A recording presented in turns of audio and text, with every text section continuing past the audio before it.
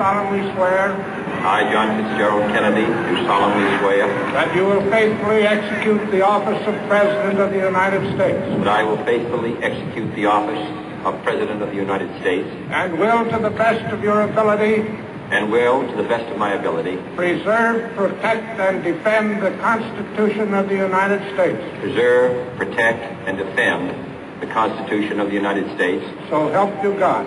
So help me God.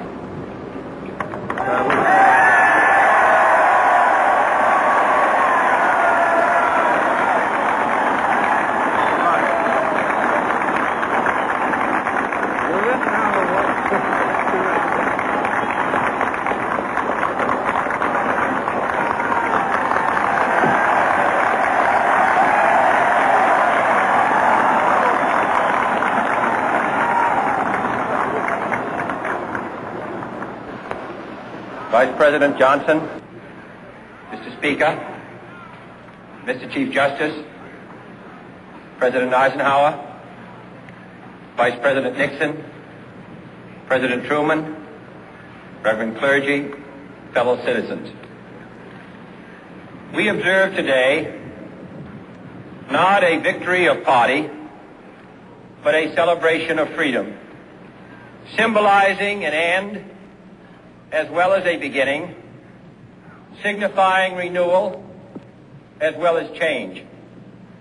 For I have sworn before you and Almighty God the same solemn oath our forebears prescribed nearly a century and 3/4 ago.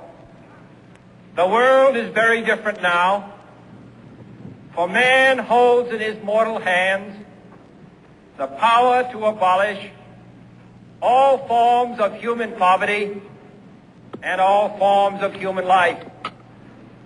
And yet the same revolutionary beliefs for which our forebears fought are still at issue around the globe.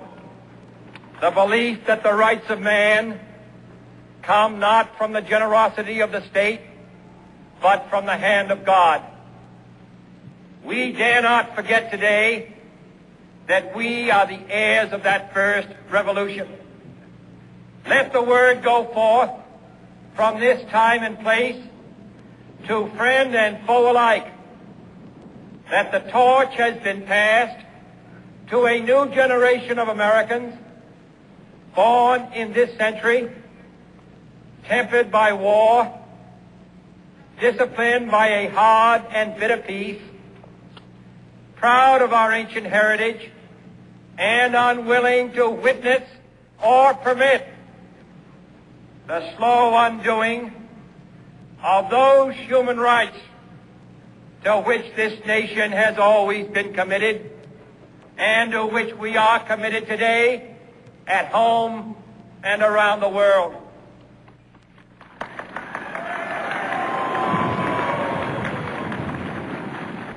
Let every nation know, whether it wishes us well or ill, that we shall pay any price, bear any burden, meet any hardship, support any friend, oppose any foe to assure the survival and the success of liberty.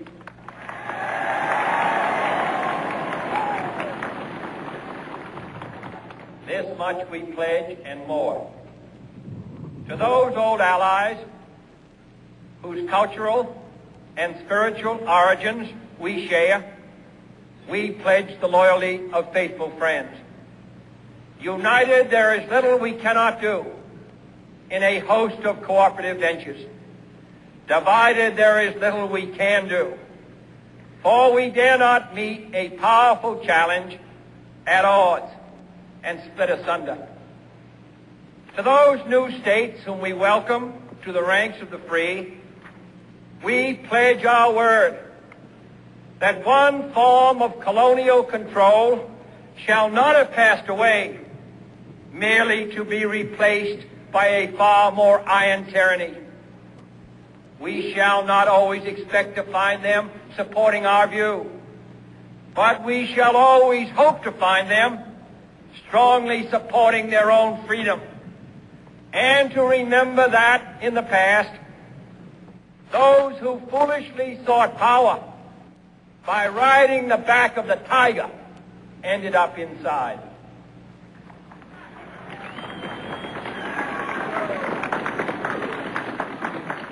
To those people in the huts and villages of half the globe struggling to break the bonds of mass misery, we pledge our best efforts to help them help themselves for whatever period is required, not because the communists may be doing it, not because we seek their votes, but because it is right. If a free society cannot help the many who are poor, it cannot save the few who are rich.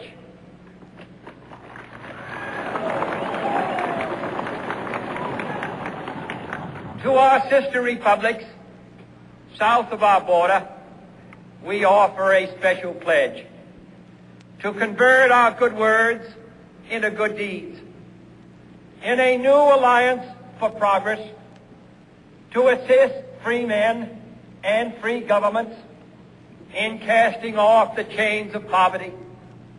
But this peaceful revolution of hope cannot become the prey of hostile powers. Let all our neighbors know that we shall join with them to oppose aggression or subversion anywhere in the Americas. And let every other power know that this hemisphere intends to remain the master of its own house.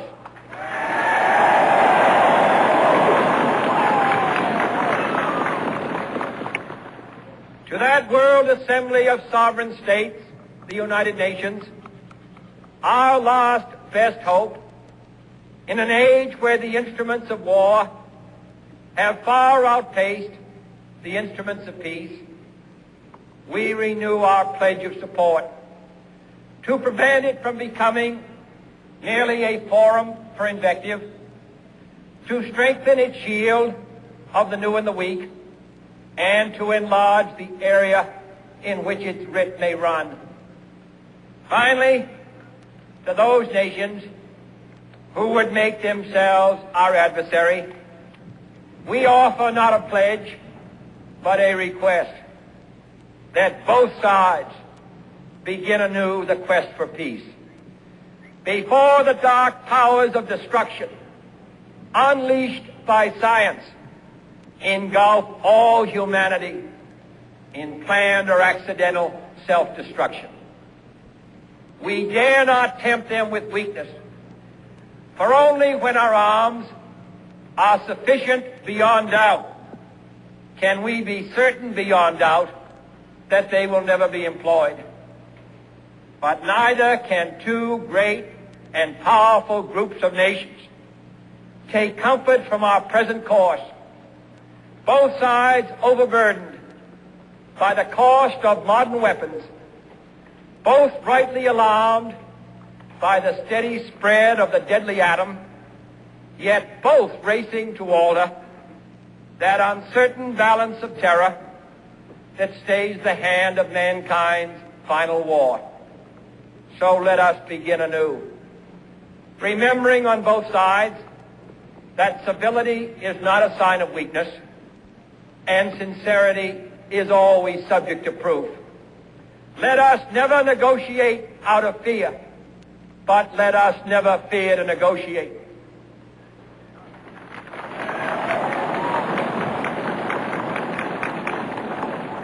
Let both sides explore what problems unite us, instead of belaboring those problems which divide us. Let both sides, for the first time, formulate serious and precise proposals for the inspection and control of arms, and bring the absolute power to destroy other nations under the absolute control of all nations.